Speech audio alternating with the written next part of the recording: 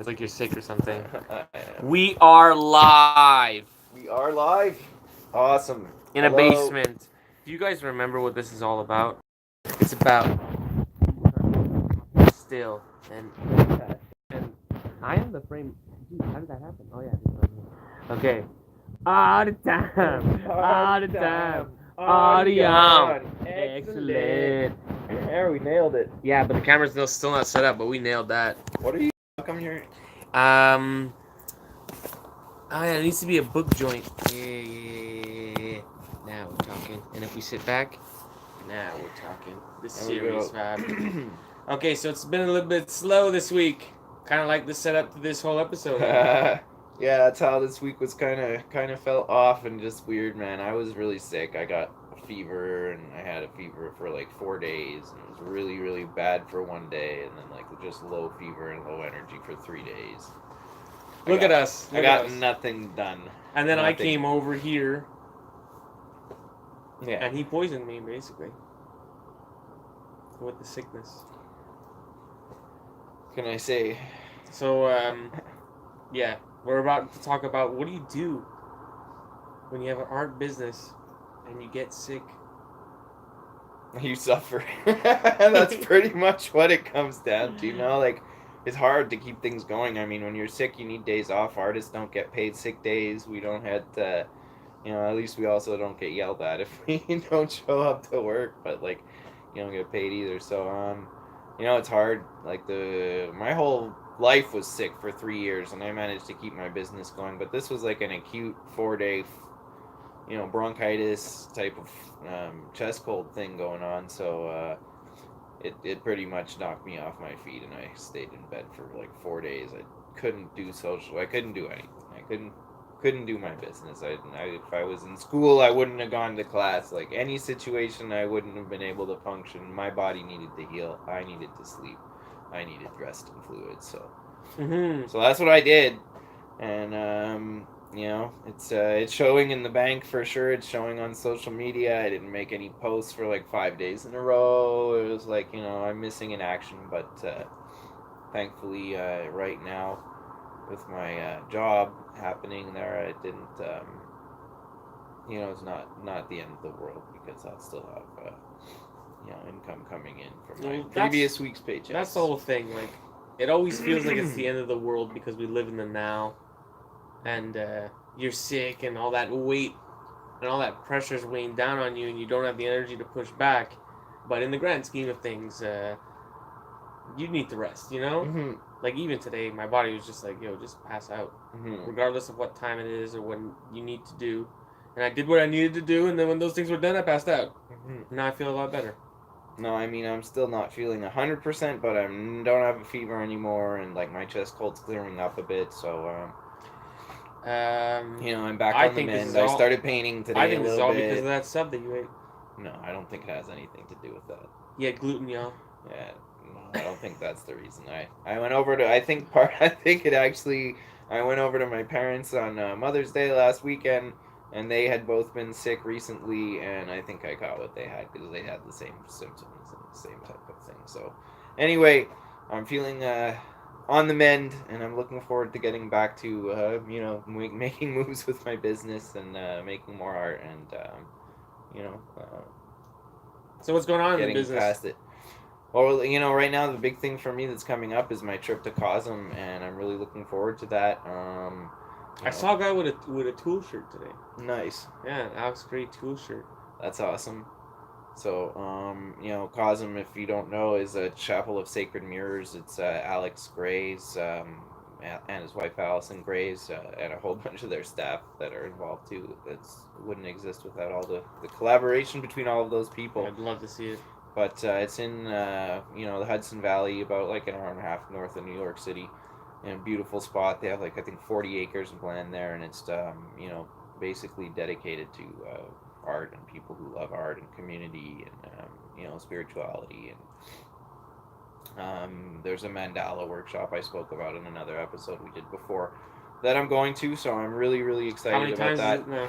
It'll be the 4th time I do the workshop, and you know, mainly the reason I want to go is because the people who run it are close friends of mine now. Like we really get along. We're like, you know, within minutes of meeting each other, we felt like we'd known each other for years.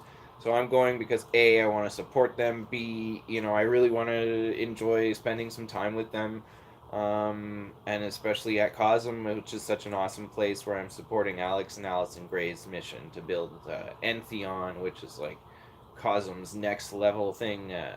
You know, if you want the details, go to www.cosm.org. I'll put the link down there. Anyway. They're basically trying to make a monument that outlives them.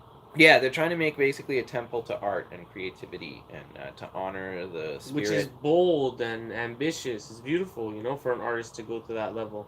Yeah, and we spoke about it in the episode with Chris Dyer, that we all three of us kind of have similar missions or visions where we'd like to have, you know, museum / temple / whatever you want to call it, but like a place where people gather to enjoy our life's work. And, have it on display and have it as a gathering place to inspire and, you know, hopefully motivate and unite other people who have a similar mission and a passion. And you know, I think I spoke about in another episode how Alex Gray's art and Cosm kind of like was a place where, you know, I was able to connect with other people who'd had psychedelic experiences, whereas like a lot of my friends and my family hadn't. So it was like a sort of like a tribe that I felt part of. So I kind of want to create a place like that for artists and for entrepreneurs and creative people and people who've had spiritual experiences, where they can all come and kind of connect and feel safe to talk about these, you know, things that society thinks of as weird, and, you know, just feel safe about it. And you know, that's part of the reason we're doing this podcast too, is so that if you're watching and you're an artist and you're a and you want person, LSD, we have a number that you can call. Just leave a comment at the bottom. Unless you're CIA, then this is a joke. This is simply a joke. It simply is a joke anyway. You don't need to call us. You can just go online and look it up yourself, and you can probably find pretty much anything you want to buy on the internet. So, yeah, you don't need our help for that. But it's interesting that being with like-minded people is a very important part of life and a part of evolving, you know? I saw a really good comic today where there was a butterfly and a caterpillar, and the butterfly saying to the caterpillar, "We're supposed to evolve." Isn't it true? Yeah. We're all No, yeah, I saw the same one. The caterpillar says, "You've changed," and the moth says, the butterfly says, "We're supposed to." Mm-hmm. Yeah. So yeah. And I think a big part of that is teaming up with like-minded people and finding your tribe. Mm-hmm. And how important your tribe is to you. You don't experience many creative slumps when you have a good tribe. No, it's true. Because another person will spark you. Yeah, definitely. You know, when if you don't have someone who can't relate with you, it's like you're playing a game with no one. When you're like trying to relate that, oh, I haven't had a sale in a while, to someone who doesn't live that life. Yeah, definitely. Yeah, no, it's important because like, how can I put it? Like any other job that you have, you know, you talk to your coworkers about your job, and if you have a bad day, your coworkers are the ones who are going to understand what made your day bad, because they're in the situation, they're in the environment. So it's like, you know, and they'll understand maybe ways that you could have made your day good, and be like, well, your day's bad because you forgot to do this important thing at the beginning of the day, and that's why you screwed up your own, like those kind of things. So having artist friends is similar to having coworkers, and I know some artists look at other artists as enemies or as like the competition, and, you know, that's fine to a certain extent if you're competitive and, like, you know, you have that one-up thing like we've spoke about, I think, also in Chris Dyer's episode where we're talking about playing Leapfrog, you know, but like your other artists are for in large part going to be, you know, people you can network with and learn from, and, you know, get business advice from. And so going to Cosm is one of the ways that you found your tribe and many people of your tribe, right?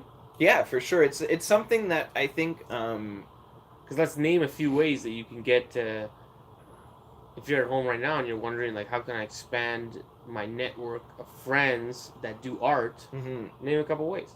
Well, a couple of ways you can is especially attending workshops that artists run. I think is one of the best ways that I've found that I enjoy, because by going to a workshop, I can meet the people who run the workshop. So then I can learn how to run a workshop.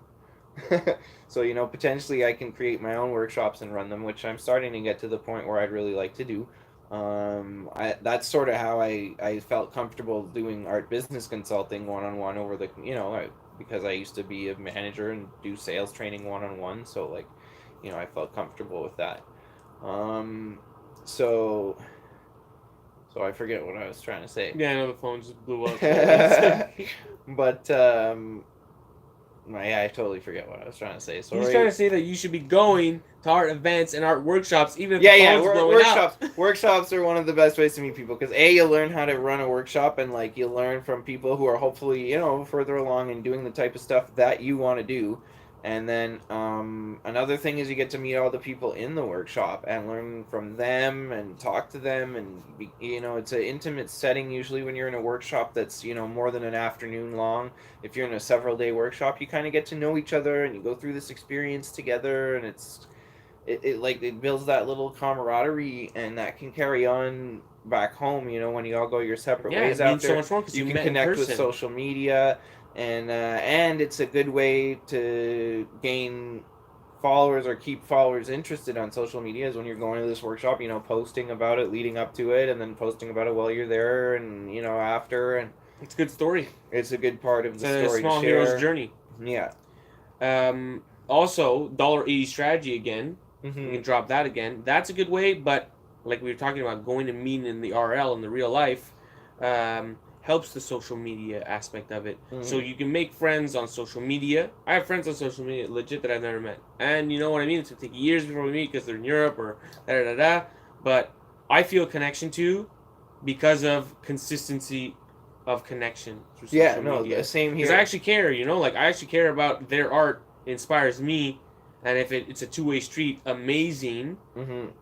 But no, it has to be genuine. Like, actually find people that you're inspired by and make a connection, and you'll be. Jimbo Phillips shared my post of him and Chris Dyer's collab. Oh, nice. So there you go. In that sense, you know what I mean. That Jim Phillips is one of the founders of skateboard art. This is Jimbo Phillips' his son, who did a collab with Chris Dyer, and I thought that was historical. Mm-hmm. That there was this collab, these two people in the skateboard industry collabing on this real, authentic board, and here I am in real life, and he reciprocates that, you know what I mean? So that's one of the instances where those things help. Now, are we going to get super esoteric on them about the real way to make friends? I guess we are, because you're not saying anything, so the banter goes back to me. Yeah, the banner goes back to you. Continue your thought, because I'm actually like really thirsty. I'm gonna go get my juice. Okay, you do that. You talk about that. Okay, I think personally, I don't know if Adam's gonna agree when he comes back from his water, that when you do a career in arts, it has to do with your internal world and the manifestation of that as a mirror in the real world. With that said, there's a hero's journey or story that plays out in your life.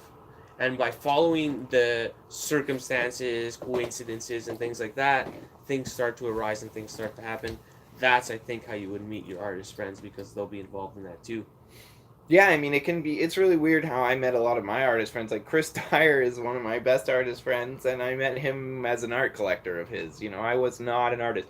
I knew Chris for, I don't know, I guess something like, at least 5 years before I ever painted anything myself.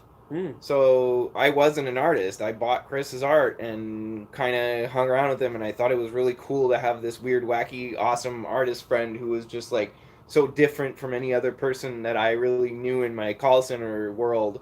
This guy with dreads and these bright, colorful clothes and this bright, colorful art and just this awesome attitude and planting trees in the summer and making a difference in the world, and just living by his morals, I think, is what inspired me the most. Is like, the guy mostly walks his talk, And that's something that resonated with me a lot, and the fact that his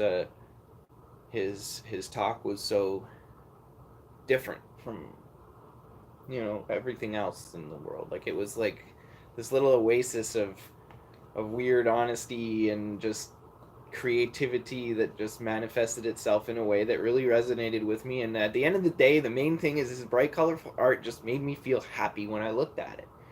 And then getting to know Chris, and he's a funny guy. I think he somewhat enjoyed my company. I used to bring a lot of beer over anyway, so I never heard him complain about that until the next day when he had his hangovers. Then I heard him complain a couple of times, but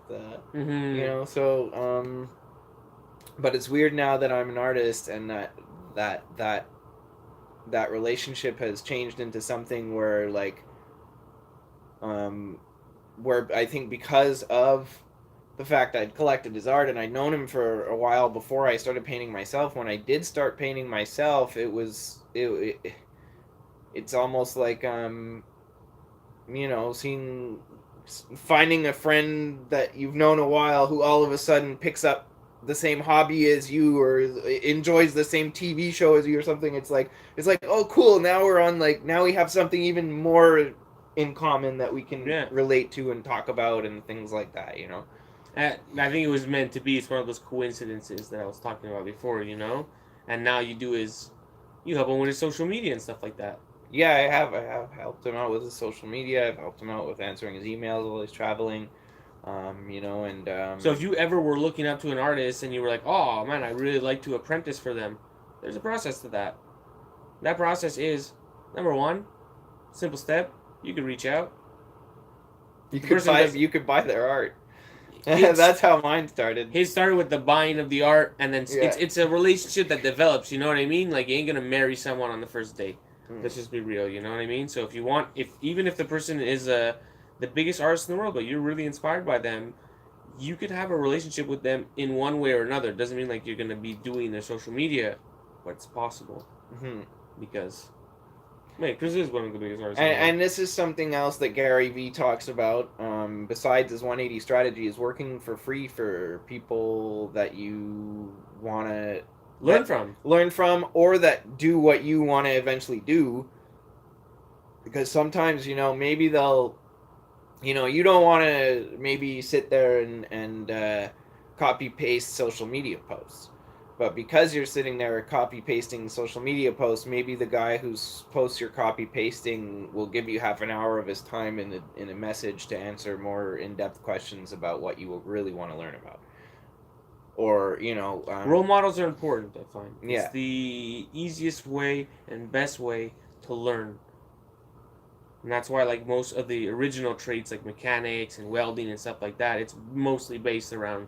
You're going to basically stand next to a guy who knows how to do it. Yeah, you're going to apprentice. And you're going to do the bitch work. You're going to do the bitch work, but that's the only way to learn. But that's the foundation of learning, because once you know how to do all those little bitch work things, those things are the secret. Are without those little bitch work things being done properly, the whole thing falls to shit. So, by understanding all the work that goes into it, you're able to... It's only called bitch work because it becomes obvious after a while. But at first, it's still a eureka. Well, it's also time-consuming. It's time-consuming stuff that doesn't necessarily require a ton of skill and experience. Like, laying bricks doesn't require a ton of experience. It requires to be shown how to do it and da-da-da. But once you lay bricks for a week or a month or a year, then the whole process of how a building is built is going to be apparent to you, because you're going to be sitting on job sites watching people build the rest of the building while you're just doing the one thing of laying bricks. And it's the same thing with the art career. If you were an apprentice and maybe you're just doing fill-ins on a canvas, but while you're there, you hear him talking on the phone with a client, or you're watching him do his social media posts. Number one, you find out what paint he's using for the fill.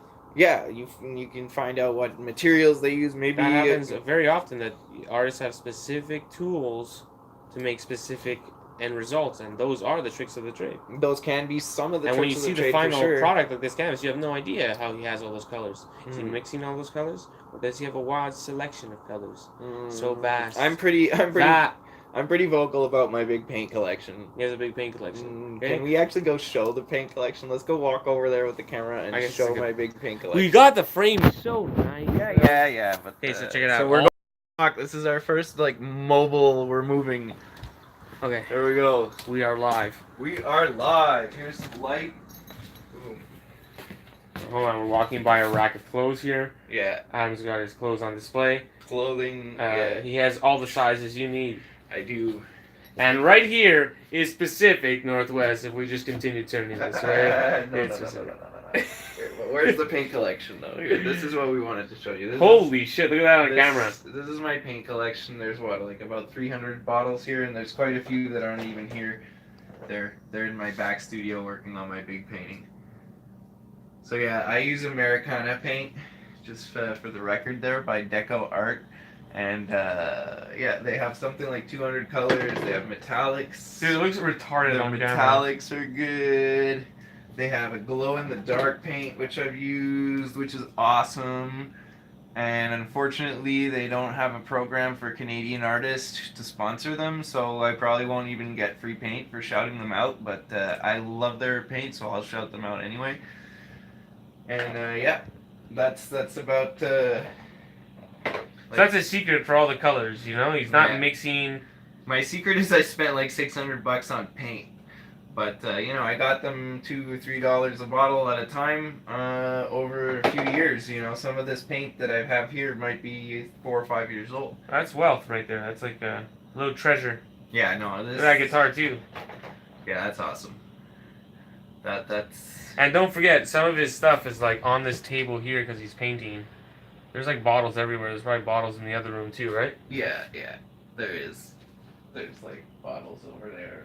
Quite a few, actually. There's a whole other studio. Oh, we're going to the other studio? I don't know.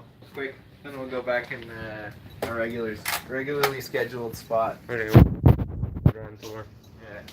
Oh, you're going to show a big painting too. Here we are. Here we are in like the showroom that's a little bit of a mess right now because it's doubling as a studio for my giant painting here that I'm working on. It's kind of big, bud. Yeah, it's 4 by 8 feet. Somebody said it looked like a door, the size of a door the other day. Well, here's the door, and it's like it's about twice the size of the door, eh? Like not as tall, but like it's twice the surface area of the door. It's way bigger than a door. Yeah, it's like 4 times almost that door. It's huge. Yeah, it's a big fucking painting. It's beautiful too. The coats are really nice. Yeah, it is. It's coming along. I need to do the creatures and features next, but yeah. So there we go. I guess we went on a little walk here. Now you've seen. You gotta get your exercise when you're not feeling well, you know? Yeah, it was important. This is our exercise. So that's another tip, you know, like if you're sick, you know, make sure to stay active. Yeah. There's more paint. But I tell you, there's bottles everywhere. Yeah, I have a lot of paint. I'm not even joking. It's like, oh hello, more bottles over here now. And a mask. Pretty awesome mask. Well, that's our tour now to work on the framing.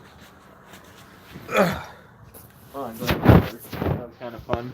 Yeah, it was cool. It worked out great live. Normally, you know, it's a little bit of a stress when you go live. It's like, oh man, we don't even know if we're gonna get a good frame here because we're filming with the front end of the camera, so we're looking into it like a mirror. Yeah, it's kind of weird. It's hard to film like that. Normally, you film from behind and. Yeah, that's why he held the phone and I just walked around and talked. Mm-hmm. It worked well. See, you should help me with my videos because see, it kind of worked well. But judging on the last Arty time, what are you doing? I'm frame master. Judging. There we go. Judging from the last Arty time, you're more gung ho and back into the art. Well, I mean, you know, I'm also. What's the word I'm looking for? I'm less stressed because I know I have like paychecks coming. I know I'm going to cause them in a few days. Like, you know, I'm more confident. I'm feeling more positive. My thinking's more positive. You know, I was just really sick for 4 days and feeling better from that. Honestly, feels really good. So combined with, you know, the good things that are happening with my job and, you know, the good things that are happening with with feeling more healthy. Like I'm just feeling more positive. So I'm really looking forward to jumping back into focusing more time on my art career, because being sick forced me to take like a real vacation. For the last few weeks where I've been in transition with my job and everything, I didn't really take a vacation. I still checked my social media. I still talked to people. I still answered my emails. I still sent a few emails. Like, I didn't really take a vacation. I took like a half vacation.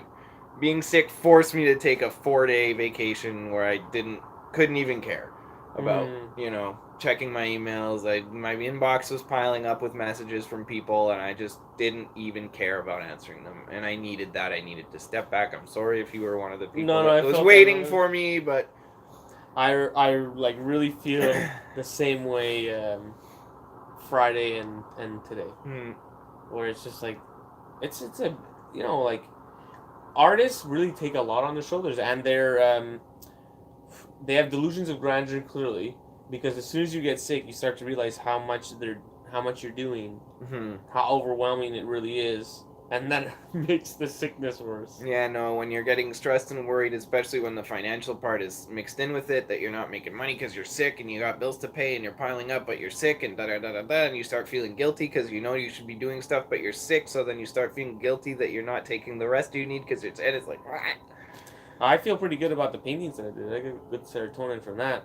I'll get them. You cover for me. Cool. Yeah. Well, I'm excited because these paintings are actually really cool. I watched him do them, and I'm pretty sure that you guys are gonna like what he just did.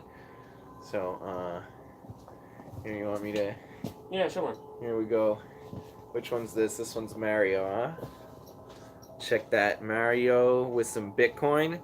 This is a commission. Is that it? Bitcoin bag? Yeah. Nice. This is a commission that went on for a while because I wasn't sure if the guy was down because we're talking about a painting.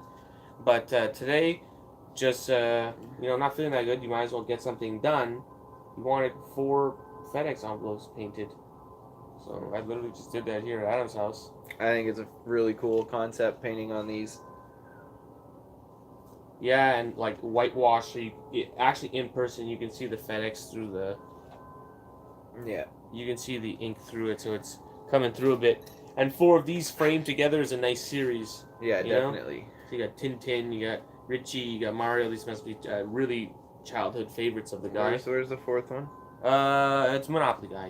He's the least favorite of everyone, obviously. Is he? I don't know. You think he's one of my favorite? Really? Yeah. I don't like. Rich Uncle Pennybags. Yeah, that is his name, eh? Yeah, I used to love it. I used to play Monopoly on Nintendo. That's why. Or on Super Nintendo. He's J.P. Morgan, actually. Is he? Yes. I didn't know that. He's designed to. Well, he's pretty much J.P. Morgan, the guy who, could rig the first Great Depression. Yeah, and who's basically made Nikolai. Okay, bro, you mentioned Tesla. You can't just don't do that. Yeah, well, I mentioned Nikolai Tesla. And we're gonna get cut off again. Yeah, maybe we should just mention Elon Musk, and then that Tesla guy is okay to talk about. Well, what did he? No, he was involved with the tower. Yeah, the Wardenclyffe Tower. Wardenclyffe Tower that was gonna be. And then it was supposed to be free energy, and apparently J.P. Morgan, like Nikolai Tesla, wanted this technology to be free. J.P. Morgan wanted to charge people for the technology, apparently, and. Well, you should look into this. If you don't know about Nikola Tesla, all of his work. We just opened up a cool wardrobe for you. But the actual story of J.P. Morgan and Nikola Tesla was that he was going to finance. And this is Tesla's problem every time. He gets a financier on an idea.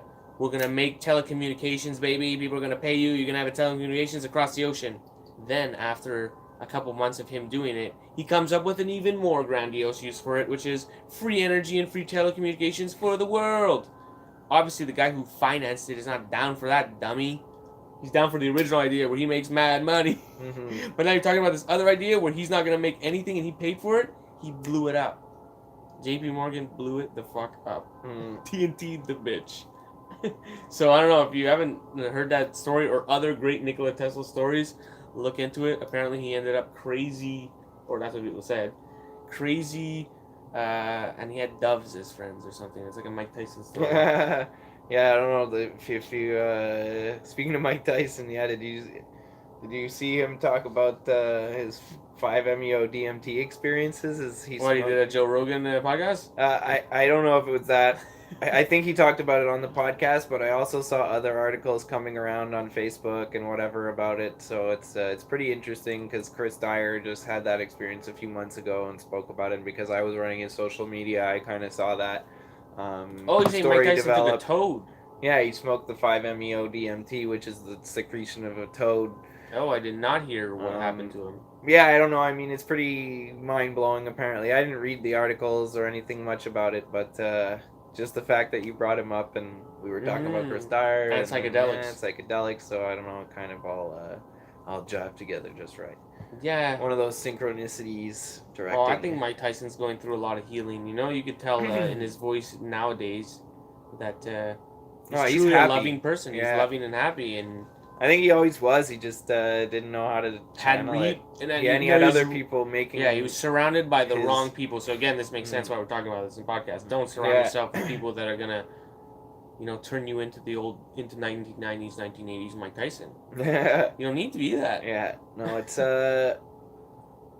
by this, and again, it's hard to say because I think a lot of those people that Mike Tyson maybe was being driven in the wrong direction by were people that he was paying.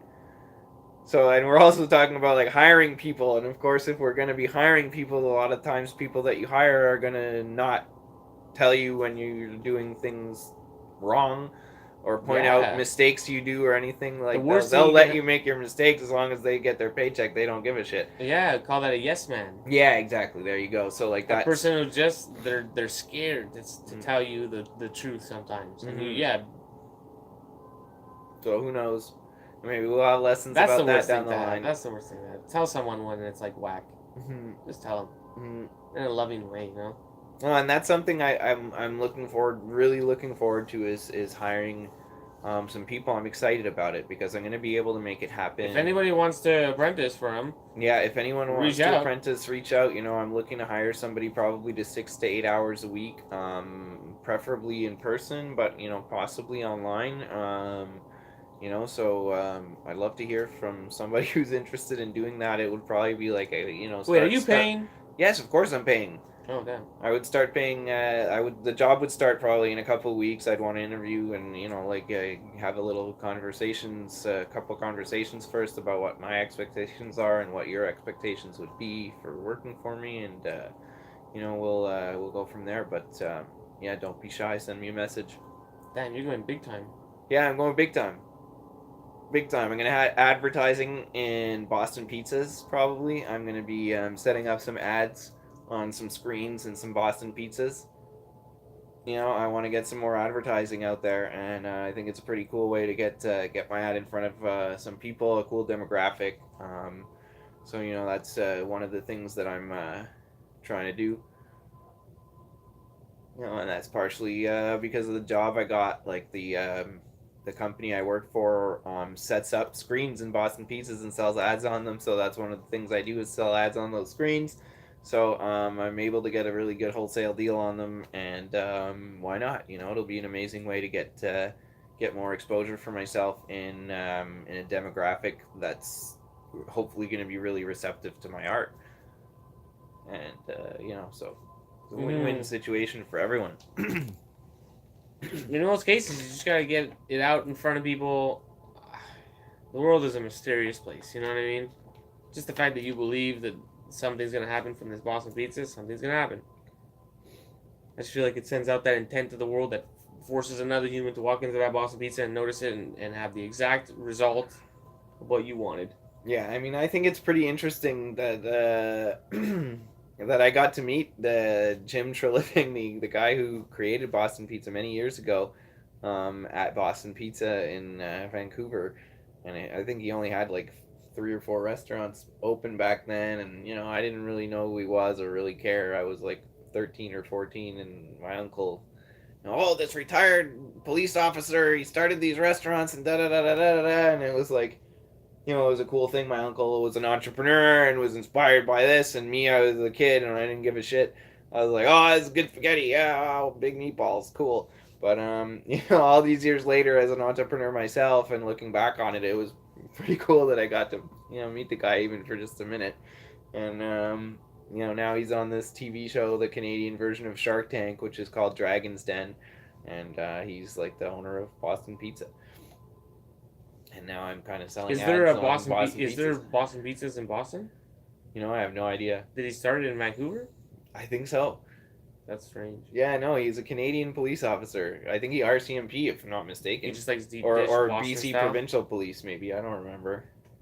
Honestly, I don't know how he got into the pizza business. I didn't really research his career. All I know, he's on Dragon's Den, and I'm selling ads on the Boston Pizza screens. So it's pretty cool that that whole synchronicity worked out together. And so like one of the things I spoke about Let me go back. Let me previous give a rerun here. How did Adam start working at this Boston Pizza screen place? Well, my friends, he manifested it. A couple of weeks ago, Adam requested the universe to give him a job close to home, preferably close to home, in walking distance, please, where he could relive his glory years as a call center manager.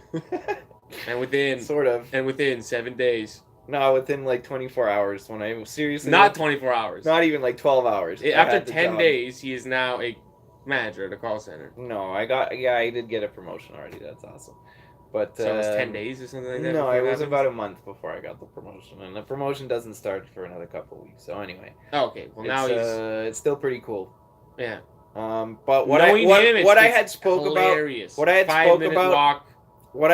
about a couple of episodes ago was about how I didn't know what was going to manifest from this job or who I'd meet or how it would help my art career. But here's one way I found that it can help my art career. I can get my ads on these Boston Pizza screens playing for people, for like over 100 times a day. My 20 or 40 second ad is going to run on the screen and, for a whole year. So that's pretty cool. So that's one way that this job manifested to hopefully help my art career. And at the very least, even if nobody at the Boston Pizza ever calls me from the ad, I'll make sure that the owner of that Boston Pizza takes a picture of my ad on the screen and sends it to me so I can post that on social media. And other people will think, wow, Adam's got his ads on Boston Pizza screens. And they don't need to know that I work there unless they watch this podcast. They don't need to know that I got a really good deal on the ad because I work there. Mm-hmm. So, at the end of the day, at the end of the day, it's turning, this situation where I had to go get a job and trying to spin it the best way possible that I can for my art career.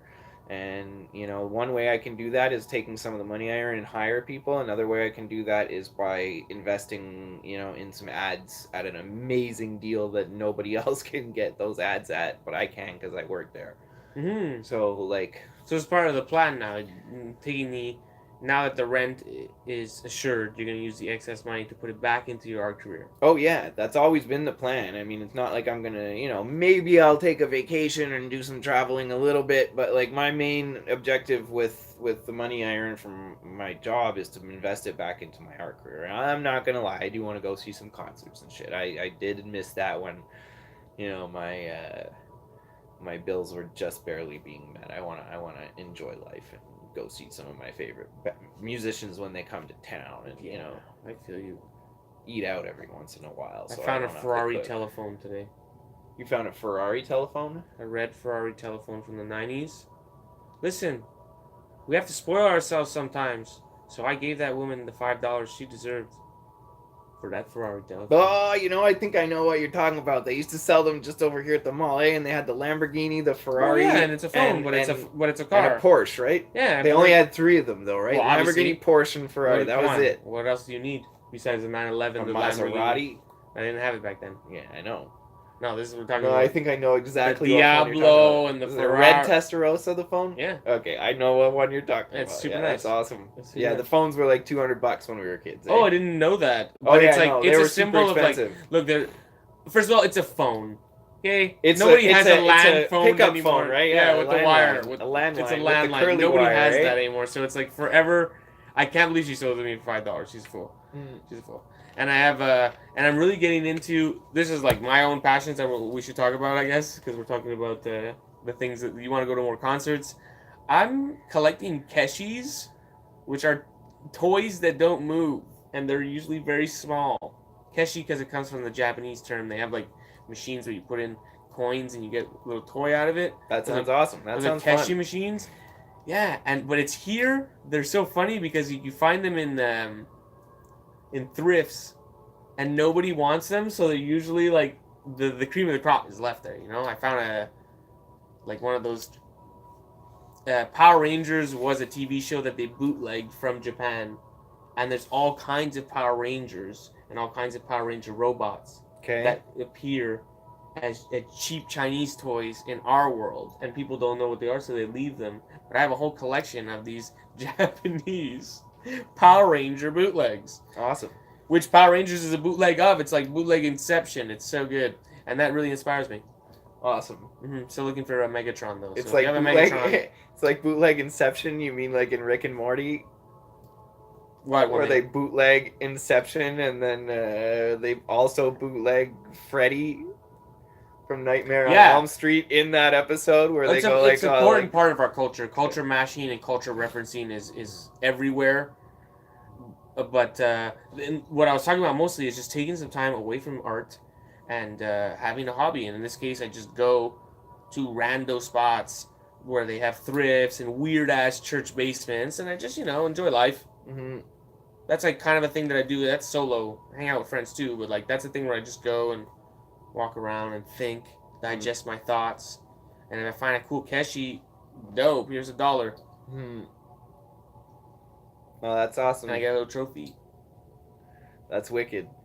You know, as a kid, I used to love garage sales and stuff too. I remember one time I went to a garage sale down the street from me, and the guy had like, I was literally 7, and it was like, I don't know, 5 houses down from mine. So I went by myself with my little, 50 cents allowance or whatever that I had, and I bought him like there was, it was the end of the day, 4 o'clock or something, and I think they were cleaning up the garage sale when I got there, and I found a whole thing of Matchbox cars, and it said 50 cents like on the front of the thing. So like I picked one car and I went to the mom or the dad or whatever. I think I went to the dad, and I paid 50 cents and left with the little car. But then like 10 minutes later, the mom came and she's like, "Oh, it was 50 cents for like all of them." And I'm like, "Really?" Like probably just no, but it's the end of the day and we're going to throw them out. So like here, we knew you bought them. I guess it was the deal. But so like I ended up getting like the 20 Matchbox cars for 50 cents, and I remember the feeling to this day. It was like such an awesome score because like there were older ones and like no one else had them, and like there were some cool ones in there. And I think that's part of the hobby is like when you find that thing, it's just that it's good for the art, and that's why I'm trying to bring it up again. It's just good for art to take a break sometimes, not always focus on art, and that's just one of my hobbies. You get a deal on something, you find something that someone else thought was garbage. All those things come together, I find. And I think like what we're talking about here about like kind of burning out a little bit and needing to take a step back and needing a vacation is something that's not unique to art. It's something every entrepreneur goes through. Because when you're running a business, it's kind of like your baby. Like, and it's not only your baby, it's your baby that feeds you. Like, it's one thing to have a baby that you need to feed, but to have a baby that also needs to feed you back is like it's a complex thing to keep it going all the time, and it takes a lot of focus, it takes a lot of energy, it takes a lot of learning, it takes a lot of change as the way you're doing business. You're forced to change it due to circumstances it's not necessarily in your control, usually never in your control. So you kind of have to roll with things, and that's where I'm at right now, is rolling with my new job and changing the way that I'm going to do business.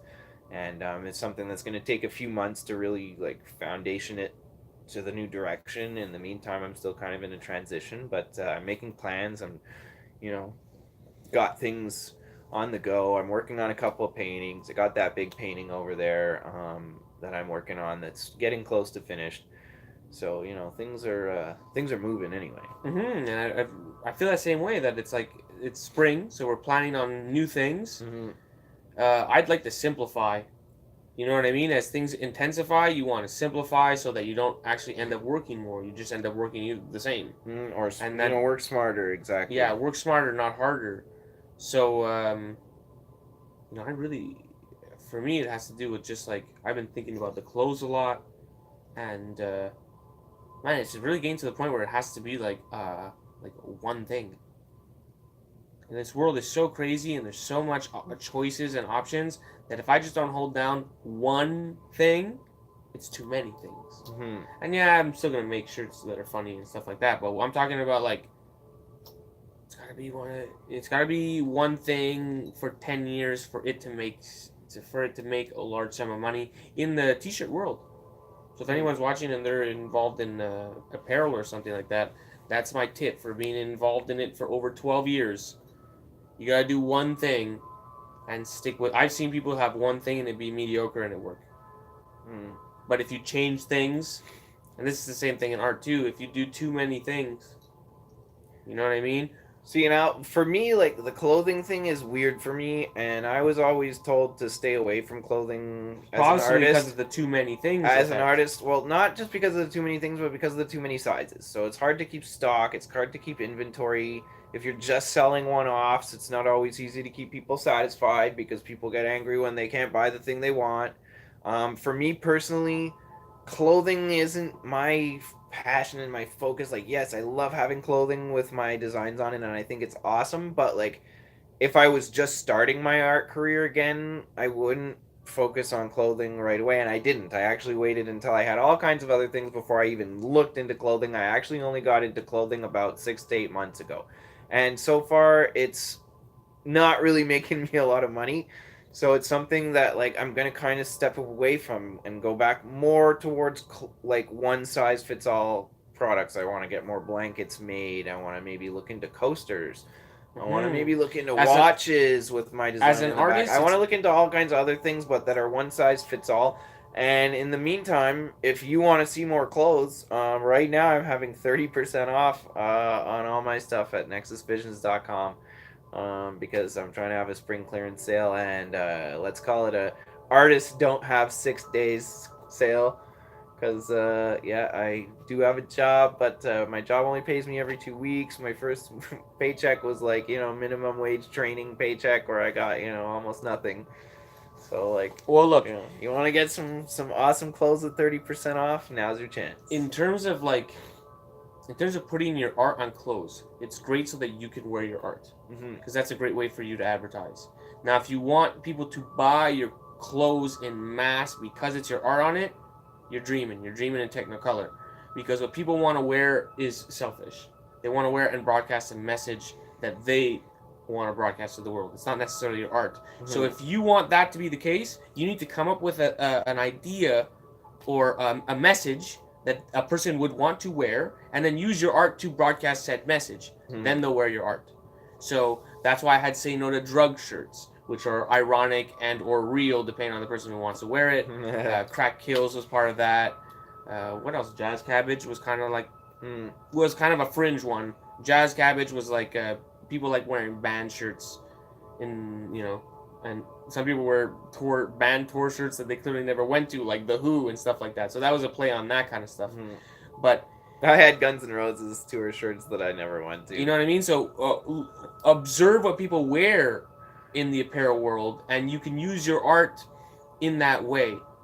My love of apparel comes from the fact that it's people broadcast philosophies through brands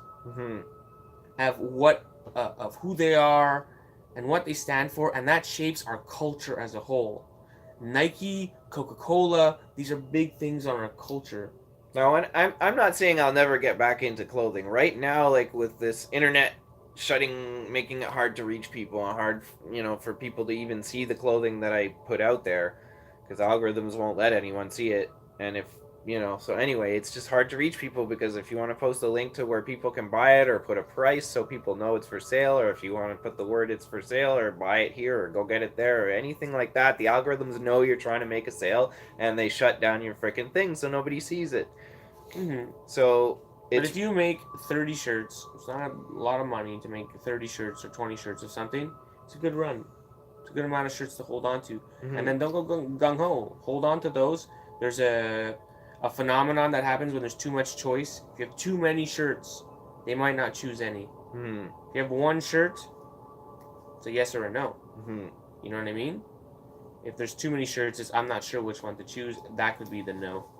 And it's a serious phenomenon. It's called the But at the end of the day, there's another serious Topic. phenomenon of branding, where if your brand becomes well known, you can make a whole bunch of things. And if it has that brand on it, they can all be pretty different. But if they all have that brand on it, people will want that brand. I'm a scientist in this shit.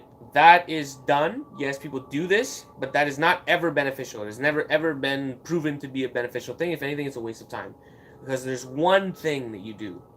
No, I agree, but I'm talking specifically from a clothing brand point of view. Give it a Nike with the swoosh, the Adidas logo over a heart. They literally don't have. They could do that to the end of time. That's it. That's all they need. I know, but they also have a million other things for people to buy. Like a lot of people that'll own an Adidas thing will own an Adidas track pants and a pair of Adidas shoes and an Adidas jacket. And yeah, they all go together, but they're all three different garments that a person has to buy three different things.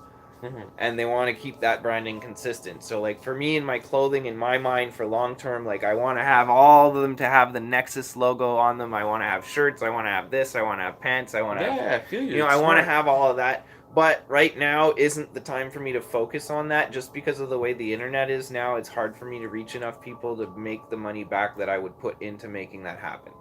Whereas one size fits all things, I don't have to stock sizes. I don't have to worry about it. If somebody writes me and says, hey, I want a double XL, and I say I'm sold out, sorry, like then they're gonna leave with, oh, I couldn't buy anything. Like I lost that opportunity to make a sale. Let's be real. T-shirts are the number one way to support. It, hands down, throughout history, it's the way. For me, my art career, I disagree. I just started though. You just started the T-shirt. Okay. I had bought 100 T-shirts like in 2014 or 15, and I still have like 30 or 40 of them left. Like shirts never did a lot for me, personally. And it's cool to wear them, don't get me wrong. I love wearing them, and when somebody does buy one, it's amazing. For me, I've lost money on T-shirts. I haven't ever made money on T-shirts. From the amount of money I've spent on T-shirts versus the amount of T-shirts I've sold versus the amount I still have sitting in the box, I haven't made money. I've lost money. Okay, so heed my warning. Make a message. Make a shirt. Use your art to fucking put a message on a shirt, and then use that message. That's what good's about. You know, like it's a simple message. You know, I want to do good. I want to be good. That's why I wear good. And when I wake up in the morning, I think about what I want to wear. I want to wear good because it makes me think about those things, about doing good and being good. And it's as simple as that.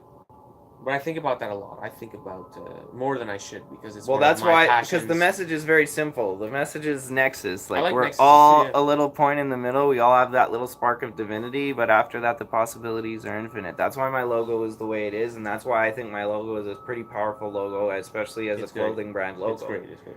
Because it has that little message in it, and that little message is in the subtle world that we talk about. So think about yours too. You know. Because someone had asked me, what's your logo? And I have many logos. Because everything I draw is kind of a self-portrait. But that person really struck a chord in me because it was like, damn, dude, like, what is my logo? Because I've made way too many. And I've asked you this a lot of times, too. Like, what's the one thing where if I have a good, and I have a cream, and I have a pollution, and I have a whatever you're going to do next, how am I going to know they're all Germ D 20 years from now? Well, good is GD. It's my initials. I know, but nobody knows that without you sitting there saying it. If I just have the garment and you're hit by a car tomorrow... That's the No, but that's what I mean by the consistency of doing the same thing for 10 years. Yes. That's really what it comes down to. And also, don't be scared if you try something and you don't like it. You know what I mean? Like, he named all those things. I have no problems or qualms because... I've gone fucking my whole entrepreneurial career trying something. It works, makes money, but it's not for me. And other people are there in the wake freaking out that how could you drop something like that? How could you just like hot drop something? But if it's not for you, you get up and you walk out. That's my philosophy. Get up and you walk. Why are you waiting until it's a softer get up and walk out? If it's not for you, it's not for you. Stop fucking around.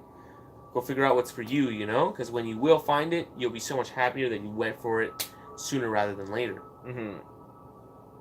The banter goes to you. Well, I mean, like, I'm kind of lost on what to say next because, We're talking now about hobbies because this is looking for clothes today and getting that phone at the thrift, car phone, and some keshis is what I did because I wasn't feeling well.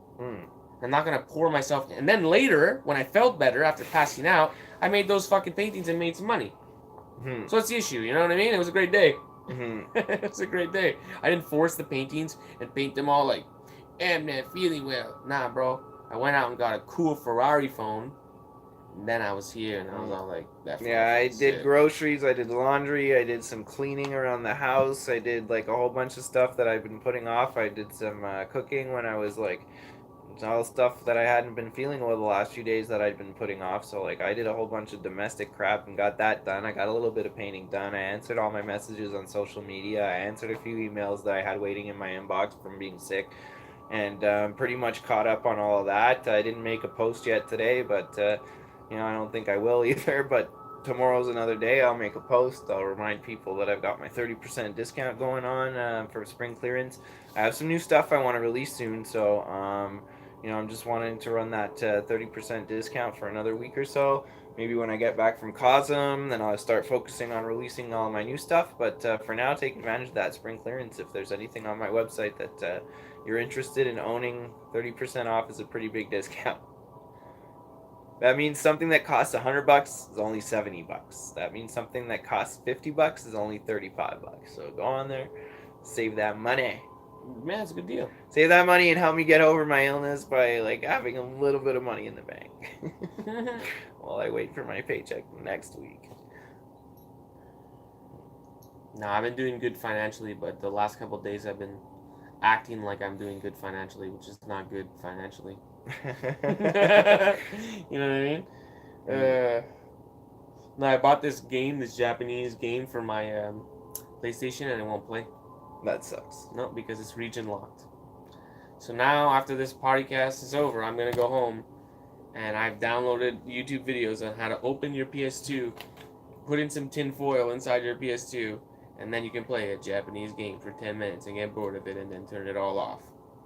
Nice. Yeah. Sounds like fun. But hacking is part of my hobby as well. I love that.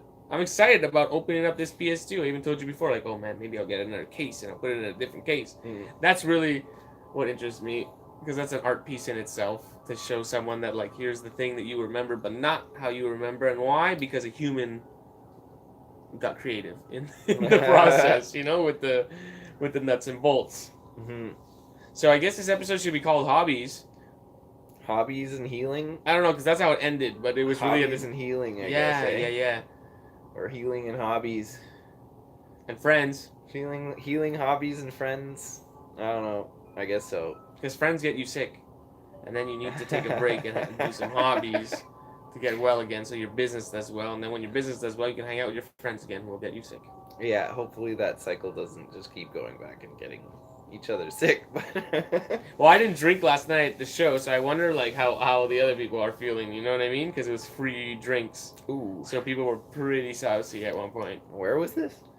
At the skate shop. The skate shop that I'd never been to, because it was like a longboard shop, but there's no such thing as longboard shop, so they call it skate shop. Mont Saint Denis, downtown. Okay. And I found out about it when I was downtown. I went to it. Just chill. Nice. No, last night I still wasn't feeling good, so I was in bed pretty early and just recuperating, so that this morning when I woke up, I was like, opened my eyes, and I was like, oh, okay, wow, I feel like my fever's gone finally, so like time to start getting shit done. So I did. Got a bunch of shit done. I wasn't really excited to host an Arty Time podcast. I'm like, man, there's nothing I did in the last few days. Since the last podcast we did, I've been pretty much wiped out, sick, lying in bed. And he's like, well, that's what we'll talk about, how to handle your business when you're sick. So I said, okay. Yeah. I'd give it a 7 on 10. Yeah, I don't know. You rate it down there. Let us know how this compares to our other Arty Time episodes. Or come up with your own rating system. Be like, it's 3 eggs on a pig, and you know, I'll ask you, what the hell do you mean by that? And then you'll just translate it. And we mean 7 on 10. All right, at least you'll make me laugh. Yeah, and if you have suggestions on any type of show that you would like to see us do, Adam wants to play GoldenEye, Maybe that's an Arty Time podcast. I didn't say I wanted to play GoldenEye on a podcast. No, that's why I'm just throwing that in there. I said I would wreck you in GoldenEye is what I would say. That's what I said. I would murder you and you would not want to play me after like 5 minutes. It's a 4-on-4 Mortys. 4-on-4 Mortys? Yeah. What? That's fading, that's fading. Nice, I like that.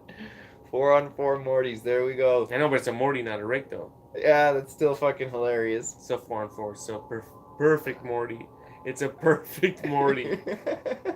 Hey, what's the deal? I think there's gonna be new episodes. Yeah, That's the big announcement? Because I saw there was an announcement, but they're trying to clickbait me into clicking something. Just tell me what the announcement is. yeah, I think there's a new season coming out. I figured whatever. Yeah, or it could be total bait, and it's like you click, and then it's like the new season's not coming out. You till click and it's the 2020. new Tool album. That's not till 2020 though. I don't know. I thought it was coming out in August, the new Tool album. Okay, But well, what about the new Arty Time podcast? Like, this is it. You're watching it now. you're it's watching live. it live with Charles Woodson, I believe, from the Green Bay Packers, who has caught this football, or is running. He's a running back, so he's running with this football. Oh, yeah, we forgot all about... My son gave me this toy. He clearly didn't want it. He's Man. like, take this. We're horrible people. We forgot all about... Jesse Sweet. Jesse! Shout out. Shout out, man. Sorry about forgetting about this, man. I didn't bring you my legit paintings that I have. We're both at my fucking house. kind of recovering from illnesses, so I want to thank you so much for this. This is sick. This is a hydropore painting from Jada, one of our fans and followers on Facebook and Instagram, and this is totally dope. All right, we're back. It sucks that the light kind of reflects off it so much, but like there's so many subtleties in the pattern and in like the mixtures of the colors and like the like metallics, and it's just a beautiful piece. It makes me think of like ice and snow and winter, but like also space. And it's just like something that's really beautiful, and like the more you look at it, the more you can get lost in it. It's like got a little bit of a fractal aspect to it too. So I'm super stoked. It's his first one he did as well. So I'm really excited to have this as part of my art collection. You know, I need to get it probably framed, hang up, because this definitely deserves an awesome spot in my collection. So thanks, Jesse. I really appreciate it. Super stoked to have this, man. So where's your painting, Germ? At my house. Well, how are we gonna shout it out if it's at your house? I'll do it. Because I set up a new living room, so I have new paintings in the living room that aren't mine. Nice. I'll probably do a shout out on Instagram where it's like I'll show all the paintings that aren't mine. You're part of it. You're being held by Barney. No, oh, the little one. Okay. Yeah, your nice. little painting's being held by Barney. I was like, holy shit! Would like really Barney come by and hold the big one? That would Listen, be I have a plush toy collection too now. Okay, and Barney's part of it because he said things in our youth that we heard. What was his line, anyways? I love you. Let me hug you. I didn't watch Barney. Barney was like after me. Yeah, I didn't watch him either, but he's clearly like you. Dude, he was an icon. He was a purple. He's so well designed. You know what he looks like, Big right? purple dinosaur, yeah. He's so well designed. He's just atrocious, and you don't want to ever listen to anything he has to say because of his voice and stuff. But I'm pretty sure he was like, "Well, I love you. Let's be friends." I think it was something like I that, don't or he even wanted to remember hug his you or voice. something like that. But no, I had to have him, and to me, you're like Barney. I'm like Barney. That's why Barney's holding your painting, bro. Of all the pop icons, who are you? Not Barney. Okay, tell me who Shaggy. you are. Shaggy? Yeah, that's In who the people comments called below, me if you like I know was. who... Bro, you don't even have long hair. Shaggy didn't have long hair either. Oh, shit, he didn't. But he had a big... No. Shaggy looked kind of like me. He just had like, you know, I for a long time I often wore green shirts and brown pants like Shaggy did. Like I love earth tones. Oh. So yeah. Yeah, if anyone it would be Shaggy, not Barney, but thanks, I guess. Not fucking Barney, dude. The fuck? It makes sense when you think of all the... Doesn't make sense at all. Things, of all the possible things.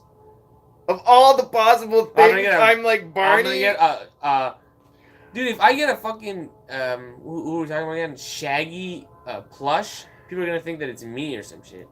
Because he's like, Well, I don't know, man. I don't know how you associate me with Barney, but hey, all right. well, I can't think of anyone else. You're not Mario. I only have so many plush toys. Jeez. You know what I mean? Barney, You could be thanks. Alf. You could be Alf. You could be Mario. You could be Kirby.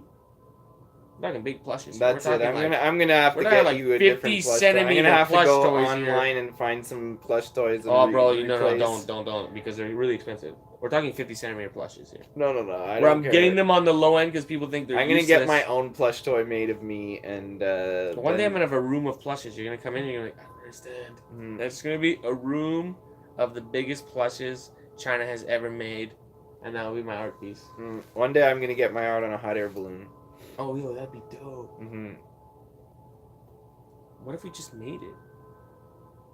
It would be it costs somewhere around $12,000 US to get a hot air balloon printed. I looked into it. Oh yeah. Mm-hmm. Okay. Yeah, they're expensive. Okay. And that's just to get the hot air balloon printed. That's not for the basket and the gondola and the fuel and the burner and all that. That's Would you go just on for one? the balloon. Probably. Holy fuck, eh? Yeah, I don't know. I don't know if I'd like it. I might end up spending the whole time cowering down in the corner because I'm not really a big fan of heights, but I would give it a go once.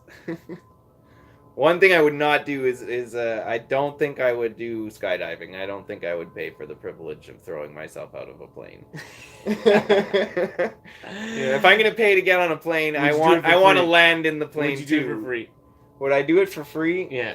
I still don't think so. I don't know, man. Would you do it for $100? I don't know. Maybe if I was broke. Now that I'm not broke, probably not. No, you'd 1,000. I don't know. 1,000. I don't know. Maybe. What's your breaking point here? I don't want to jump out of an airplane either, bro. Yeah, to be honest, the amount of money would depend. With what I would say here, sitting on the couch hosting Arty Time podcast, would be a very different answer from standing in front of the door 10,000 feet off the ground with a parachute. No, I'd do it for free. I don't know.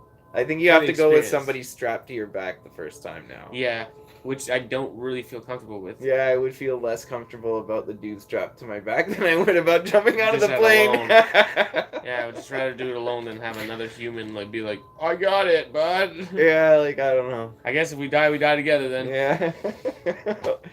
Hopefully I land on top of you and maybe you break my fall. But in other countries, it's not like that. I'm sure you jump Costa Rica, ain't nobody gonna be attached to your back. You know, I don't remember if I looked into skydiving in Costa Rica or not. But really? I don't know if there's a lot of skydiving that happens there. Oh yeah. There's skydiving in Central America. Oh, I'm sure there is, but Mexico Costa Rica like just happens to be very mountainous, and there's all these weird air currents and stuff. I don't know if there's a lot of safe places. Oh my God, you are such a connoisseur. The general knowledge of the region. Did you Well, live there? I lived there for 5 years. So. Yeah, it's a very beautiful place. I can't wait. I'm moving back eventually. I don't know when or how, but I'd love to move back eventually. Honestly, I want to build Tazum in Costa Rica, the Temple of Sacred Mandalas. I would like to build it there. It's a beautiful place. It's warm all year. The food's amazing. The people are kind and humble. What are we waiting for? Honestly, I don't know. It's hard to get residency there. It is, unless you marry somebody from Costa Rica or come in with 35,000 or something. I think you need to have 50,000 invested or just lost. No, like lost. Like you give it to them and they lock it in an account for you, and it's to cover. It's allegedly to cover in case you ever get legal problems and they have to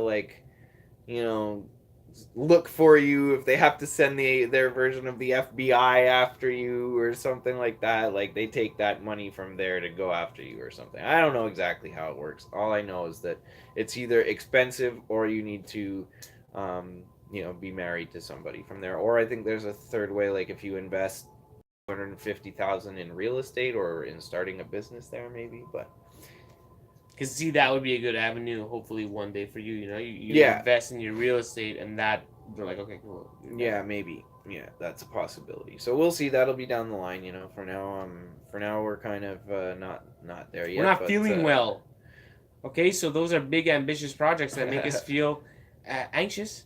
Well, no, they don't make me feel anxious right now. They make me feel super excited about it long term, but like it's something that I know is going to take 20 years. It's not something that's going to take 20 months or 20 weeks or, even, it's going to take 20, 30 years for that to manifest itself the way that it should. So I'm not worried about it tomorrow. No, you're just gonna go see Tarzan.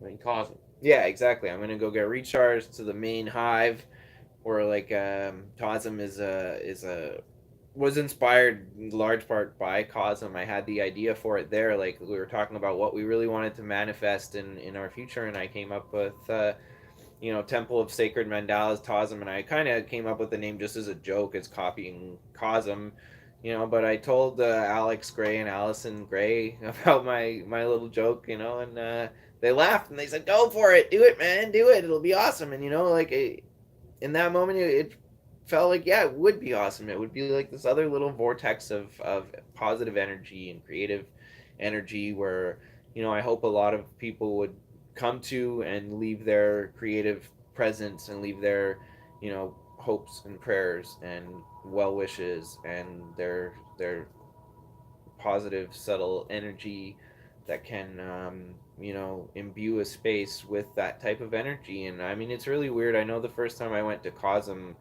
I went to lie down and I wasn't high on psychedelics, nothing. Like, I wasn't high.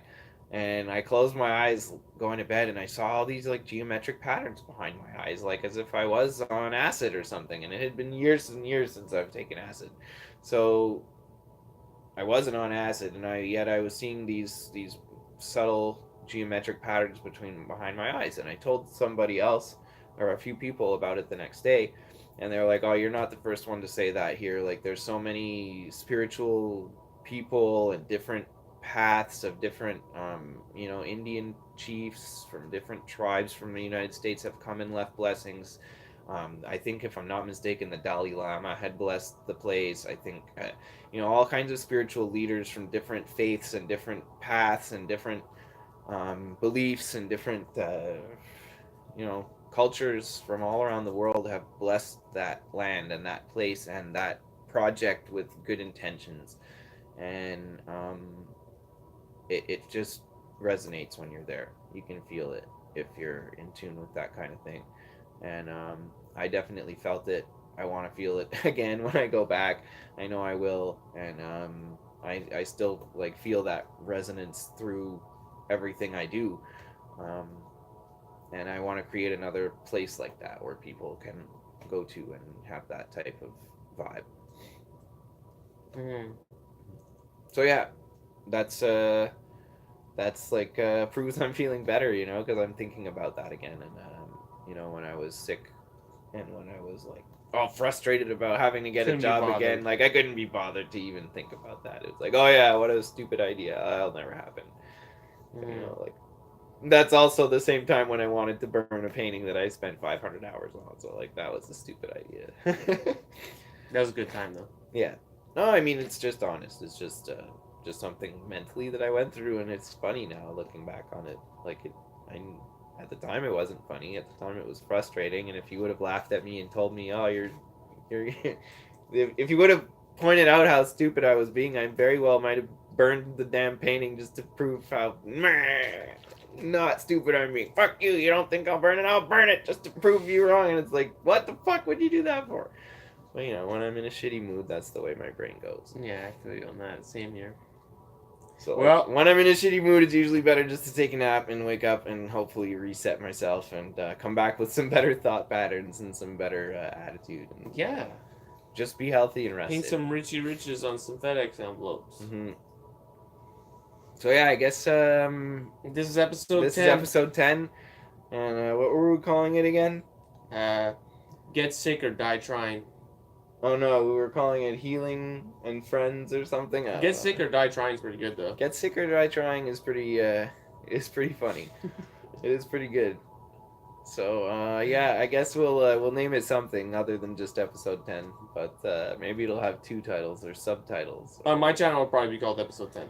Yeah, I know on your channel it will be, and it'll have no description and no link to your Instagram and no link to my website. But if you go over on my channel in like a couple of days, it'll have all that. The Professional Arty Time Podcast Distribution Network. Yeah, Adam Millward. I guess so. Yeah. See, that's something we should Fiverr. We should freaking Fiverr. We should get. A few people have asked me to make an audio version of this. And I just keep telling people, well, just just don't watch the screen, and it's an audio version. No, but just download. But like that doesn't just seem YouTube, to work for people. But just YouTube to MP3. I don't know how to do that. If you're listening, you I Google, think what they're asking. Google YouTube to MP3.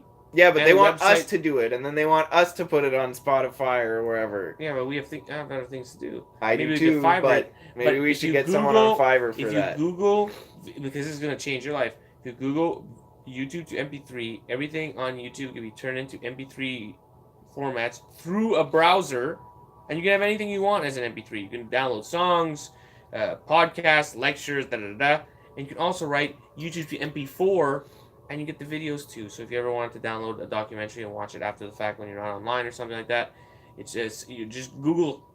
You're one Google away. I know, old news, bro. Yeah, it's old news. Everybody know this. But not everybody knows this. But yeah, if you wanted to have a podcast, that's how I get all my footage. Some of my main fans are like 70-year-old women who don't know this stuff. So if you're one of those watching, now you know you can actually download our Arty Time podcast, and you don't have to watch it on YouTube. You can save it on your own computer. Well, because I think that's what they're really asking is how can I watch this when I don't have YouTube chewing my data? You know, I don't want the video chewing my data. See, I don't use any social medias on my phone, and I'm old including school. YouTube. I'm old school. So like I'm used to the whole you download it. I'm always watching you it download it on my desktop. My desktop. You bring it with you. I don't even have data on my phone. I don't have internet at my house. So downloading and archiving is a big part of my entertainment catalog and DVDs. I always thought DVD was the wrong name. Like, DVD should have been the term for a computer virus, and it should stand for digital venereal disease. Yeah, but it's... I know it's digital video disc, but it should have been the term for a computer virus. Like, damn, my computer got a DVD, bro. A digital venereal disease. I shared that file with that bitch without fucking zipping it first, and now it's all fucking corrupted. Wow, bro, that's hilarious. You should stand up with that routine. That's amazing. That was actually amazing. All right. So on that note, I gotta pee, and I guess we'll wrap this one up. He's gonna work on this stand-up, because that was fire. No, I wasn't really fire. That was fire. I forgot to zip it. That was hilarious. Like, that was a good, like, out of nowhere punchline. Yeah. All right, guys, we're going to work on our stand-up routine here, and we're going to become famous actors. If you've watched episode 9, you already know this. Where are we moving to? L.A. Oh, L.A. L.A. And, oh, damn, you didn't even talk about your cartoon Hollywood. Okay, that's next episode when we... That's probably not next episode. That was like a stupid thing. Don't ruin it. Next episode, we unveil our greatest thing ever, Hollywood. A cartoon where we pay people on Fiverr to make it for us. Till then. Peace. Till then, we love you.